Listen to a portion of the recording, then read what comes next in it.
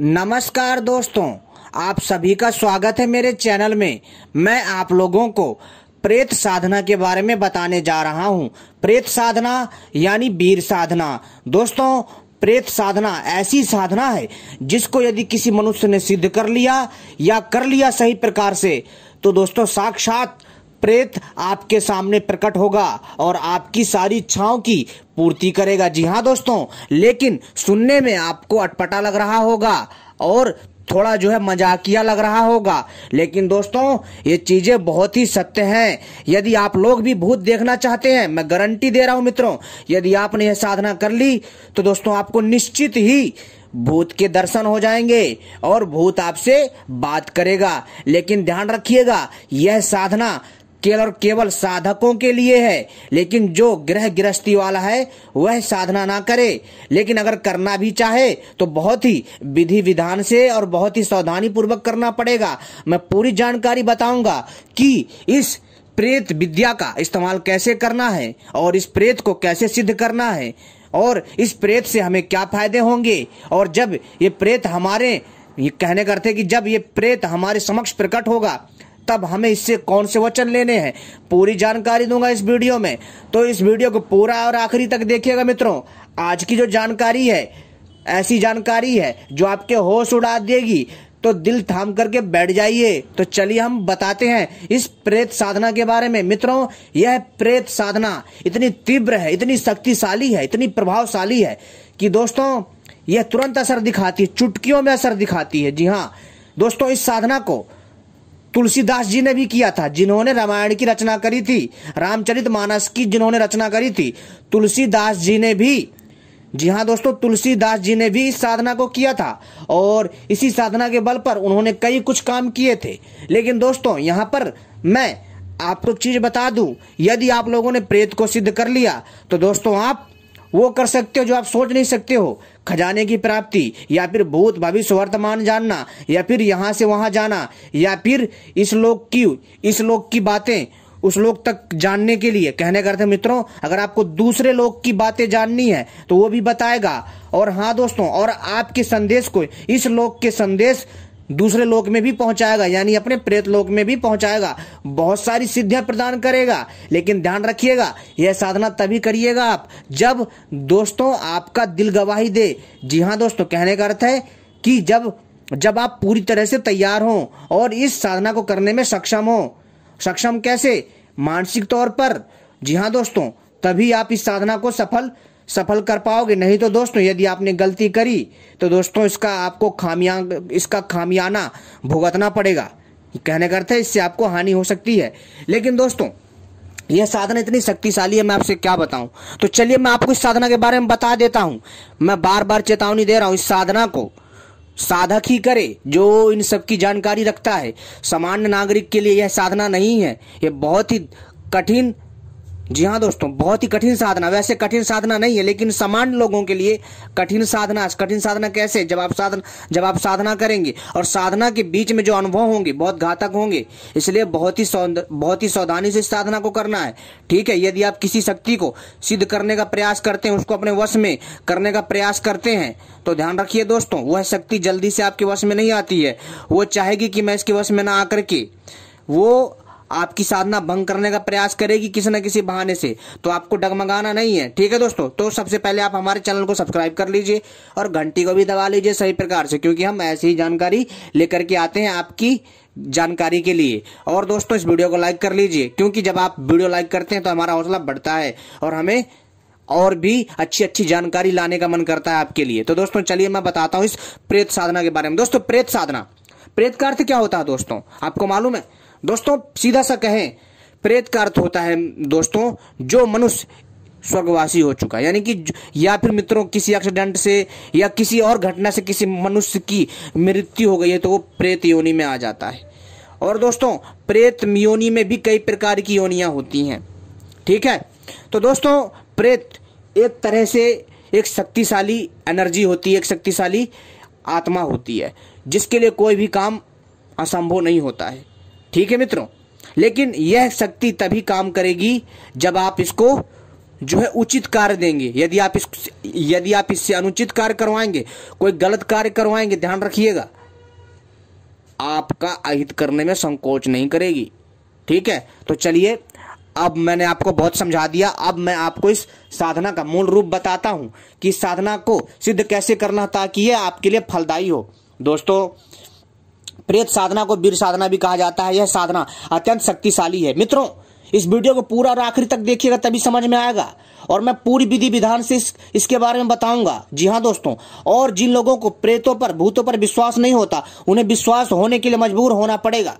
जी हाँ दोस्तों, तो इस वीडियो को पूरा आखिरी तक देखिएगा, तभी समझ में आएगा। मैं बार बार कह रहा हूं। ठीक है दोस्तों, तो चलिए मैं बताता हूं। इस साधना को किसी जानकार की देखरेख में ही करना उचित होता है, अन्यथा इसके गंभीर परिणाम भी हो सकते हैं। ठीक है, यदि आपके बस की है तो करिए, नहीं तो करने की कोई आवश्यकता नहीं है। ये केवल और केवल आपकी जानकारी के लिए बता रहा हूं। साधक किसी गुरु के सानिध्य में इस साधना को पूर्ण कर सकते हैं। यह साधना अत्यंत प्रभावशाली है। इस साधना को करके हर तरह का सुख प्राप्त किया जा सकता है, चाहे फिर वो दैहिक हो या वैदिक हो। ठीक है, और अनुचित कार्य नहीं करेगा, ध्यान रखिएगा, अनुचित कार्य नहीं करेगा प्रेत, तथा गुरु आज्ञा से ही इस साधना को प्रारंभ करें। तुलसीदास जी ने यह साधना की थी और इसे वीर साधना भी कहते हैं। ठीक है, और यह साधना बहुत सरल है, लेकिन इनमें आने वाली जो कठिनाइयां हैं वो इस साधना को कठिन बना देती हैं।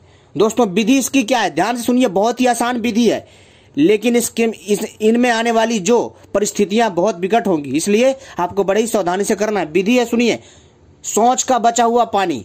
दोस्तों, देखा होगा कि गांव में जब लोग जो है लैट्रिन के लिए जाते हैं खेतों में, ठीक है, यानी जब लोग खेतों में हगने के लिए जाते हैं लोटा लेकर के या डब्बा लेकर के, तो दोस्तों जब वहां से आते हैं और जो पानी बचा हुआ होता है, ध्यान से सुनो, शौच का बचा हुआ जल मूल नक्षत्र से प्रारंभ करना इस साधना को, ध्यान रखिएगा।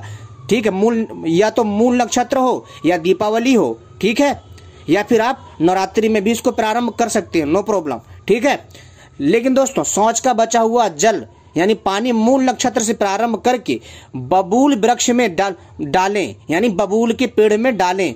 जो आपके शौच का बचा हुआ पानी है उसे बबूल के पेड़ में डालें तथा जल डालकर उसी वृक्ष के नीचे बैठ करके 108 बार मंत्र का जाप करना। बस 108 बार मंत्र जाप करना और प्रतिदिन करना है।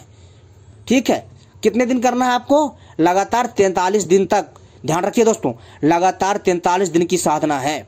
ठीक है, 108 बार मंत्र जप करें। माला हड्डी अथवा या इंद्रायणी की जड़ हो। ठीक है, हड्डी की तो ना प्रयोग करिएगा। मैं आपको इंद्रायण एक जड़ी बूटी होती है, उसको खोज लीजिएगा या फिर इंटरनेट पे सर्च करके पता लगा लीजिएगा कि इंद्रायणी की जड़ कैसी होती है। तो उस पौधे को देख लीजिए, पहचान लीजिए, फिर जाकर के खुद खोज करके उसकी जो है जड़ का जो है मोती बनवा करके इसका भी माला बनवा लीजिए, तैयार हो गया।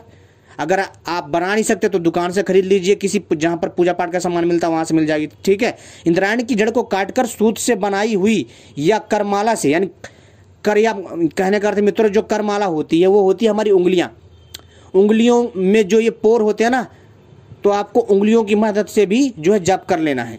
ठीक है, प्रतिदिन 108 बार। अगर आपको इन सब नहीं मिलता है तो, ये सब नहीं मिलता है तो ठीक है, इसको बोलते हैं हम करमाला से भी आप जाप कर सकते हैं। इस प्रकार 42 दिन तक करें। ठीक है, और फिर 43वें दिन केवल मंत्र जपें, पानी नहीं डालें। तो प्रेत जो है ना दोस्तों, जो भूत है वो प्रेत सन्मुख आकर पानी मांगेगा, यानी आपके सामने खड़ा हो जाएगा। अजीब सा उसकी शक्ल होगी, बड़ी बड़ी आंखें, बड़ा सा चेहरा, विशालकाय शरीर, लंबा चौड़ा, और दोस्तों इतना डरावना कि अगर आप कमजोर दिल के होंगे ना तो आप डर जाएंगे। लेकिन आपको डरना नहीं है, ध्यान रखिएगा, ये कमजोर दिल वालों के लिए नहीं है। ठीक है, तो दोस्तों जब आप 42 दिन तक ये साधना करेंगे, 42वें दिन तक तो पानी देना है। ठीक है, लेकिन जब 43वें दिन आप मंत्र का जाप करेंगे तो दोस्तों मंत्र जाप करने के बाद उसे पानी नहीं देना है। ठीक है, केवल मंत्र जाप करना है और पानी नहीं डालना है।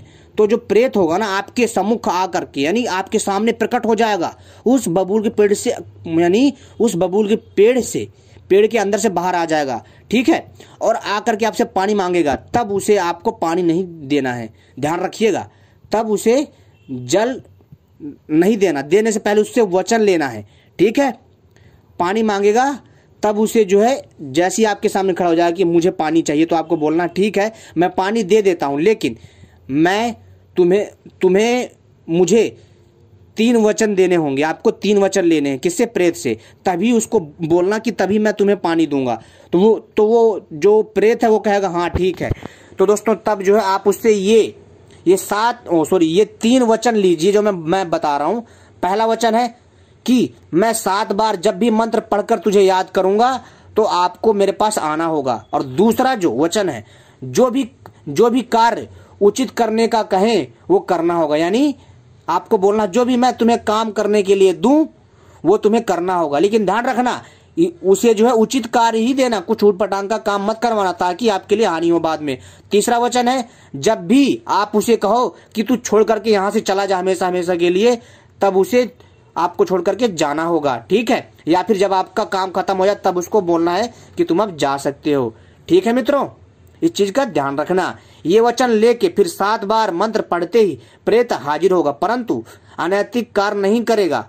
और हर शनिवार को अपनी मध्यमा उंगली का 1 बूंद रक्त भी देना होगा। अतः सोच समझ करके ही साधना में हाथ डालें, अन्यथा लाभ की जगह हानि भी उठा सकते। बहुत तामसिक साधना है, तीव्र साधना है, बहुत सरल भी है, और इसमें जो परेशानियां आने वाली है ना वही कठिनाई है, बस समझ में आई दोस्तों। और मंत्र है, मंत्र सुन लीजिए। मंत्र है ओम श्रीम वम वम भूम भूतेश्वरी मम वश्यम कुरु कुरु स्वाहा। यह मंत्र है, इस मंत्र को नोट कर लीजिए मित्रों। यह मंत्र मैंने आपको लास्ट में बताया, इसको ध्यान से रख लीजिए लिख करके। और मंत्र मैं आपको इस वीडियो में भी दे देता हूं, और आपको यह मंत्र डिस्क्रिप्शन पर भी मिल जाएगा। ओके मित्रों, उम्मीद करता हूं यह जानकारी पसंद आई होगी। धन्यवाद। ऐसी जानकारी पाने के लिए आप सभी हमसे जुड़े रहें।